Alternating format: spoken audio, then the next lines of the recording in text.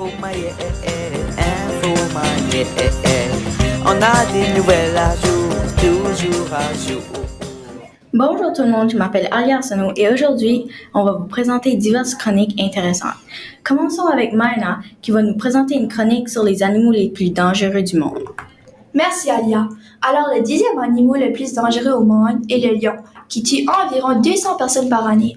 Le poids d'un mâle est 190 kg et d'une femelle 130 pour une taille adulte. Elles vivent de 15 à 16 ans et les mâles vivent de 8 à 10 ans. Les lionceaux sont élevés ensemble et les lions sont les seuls félins qui rugissent ensemble. Les lions sont aussi des grands mangeurs. Où est-ce que la plupart des lions vivent? En Afrique du Sud. Et qu'est-ce que les lions mangent? De la viande, donc ils sont carnivores. Merci beaucoup Maïna pour cette information. Maintenant, on va passer à Emmanuel et Sophie qui nous parleront du Willow Project. Pouvez-vous nous préciser ce que vous parlez de? Oui. C'est un projet de forage pétrolier pour produire de l'essence pour nos véhicules. Du forage pétrolier est quand tu fais un trou dans la terre pour aller chercher du pétrole. Ce projet va coûter environ 7 milliards de dollars US, soit environ 9,5 milliards de dollars canadiens et va durer environ 30 ans. Le projet va débuter en 2027 et va s'attirer en Alaska. Les humains aussi seront affectés. Le CO2 dans l'air va être très nocif pour les poumons. Dans les cas plus sérieux, ça pourrait causer le cancer des poumons. La vie des animaux va venir en grand danger. Car le changement climatique, ça va causer des sécheresses, donc ça va être presque impossible de planter des plantes. La végétation des animaux va changer beaucoup. Ça va devenir très compliqué à trouver de l'eau, donc la plupart des animaux risquent de mourir. Qu'est-ce que vous voulez dire par changement climatique? Par changement climatique, on veut dire que le CO2 du forage pétrolier va dans l'air et ça arrose les températures. Merci Emmanuel et Sophie pour cette chronique intéressante. Ensuite, ça sera Frédéric qui nous parlera de ses expériences en sport-études. Merci beaucoup, Alia. Donc, moi, ça fait 2 ans que je fais sport-études. J'ai commencé l'année passée, puis je suis encore le programme cette année. Donc, quand les gens entendent, puis la plupart des gens qui entendent parler de sport-études golf, ils pensent qu'on s'en va de l'école pour aller jouer au golf.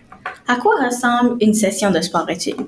Une session de sport-études, on part de l'école vers 2h30 l'après-midi, puis après ça, on commence la session vers 3h, puis on fait un échauffement de à peu près 45 minutes, 1 heure.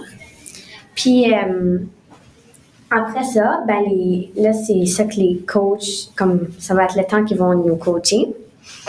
Puis l'entraînement, l'échauffement au début, c'est plus pour comme avoir plus comme de force, développer de la force, de la mobilité, la flexibilité. Puis on met beaucoup d'ampleur sur la vitesse. Donc la vitesse que tu peux swinger. Donc plus que tu swings vite, plus que tu as de la distance. Donc c'est pas mal ça pour les échauffements. Donc qui durent à peu près 45 minutes, 1 heure. Après ça, on va jouer au golf, puis les coachs vont nous coacher un petit peu. Donc, pour être bon ou bonne au golf, c'est un sport assez compliqué, puis comme eux autres qui débutent, là, c'est vraiment difficile d'être constant. Mais plus que tu deviens bon, plus que c'est ça qu'on cherche, être plus constant. Donc, pour être bon au golf, c'est important d'avoir des bonnes habiletés, mais selon moi, ce qui est vraiment important aussi, c'est avoir un bon mental. Donc, avoir un bon mental, ça veut dire comme quand tu fais des tournois, puis quand tu joues genre sous la pression, que tes habiletés, comme que tu fais sûr que tu frappes encore bien, puis tu te concentres pour frapper le mieux que tu peux. Pas te laisser déstabiliser par la pression puis par les gens qui te regardent. Donc, c'est à peu près comme ça que ça ressemble à une session de sport-études. J'espère que vous en savez plus qu'est-ce que les gens de sport-études font quand ils s'en vont. Merci Frédéric de nous avoir informés sur sport-études. Et maintenant, c'est le tour de Maïsoun qui nous racontera une bonne blague. J'ai une blague sur les magasins, mais elle n'a pas super marché. Merci Maïsoun pour cette bonne blague. Passons maintenant à Vanessa pour 2 faits intéressants. Voici mes 2 faits sur les chameaux.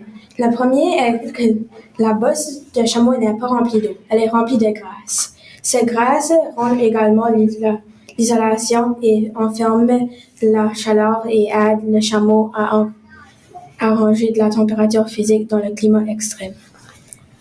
Mon deuxième fait intéressant est que les chameaux peuvent survivre jusqu'à 5 jours sans de l'eau.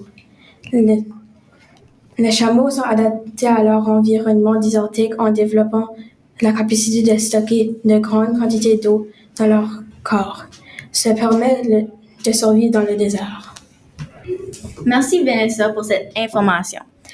Et merci à tout le monde pour avoir écouté cette émission. On se voit peut-être à la prochaine émission d'Info Maillet, vos nouvelles du jour toujours à jour. Info Maillet, Info Maillet, Info Maillet, Info Maillet. On a des nouvelles à jour, toujours à jour. Info Maillet, oui c'est Info Maillet.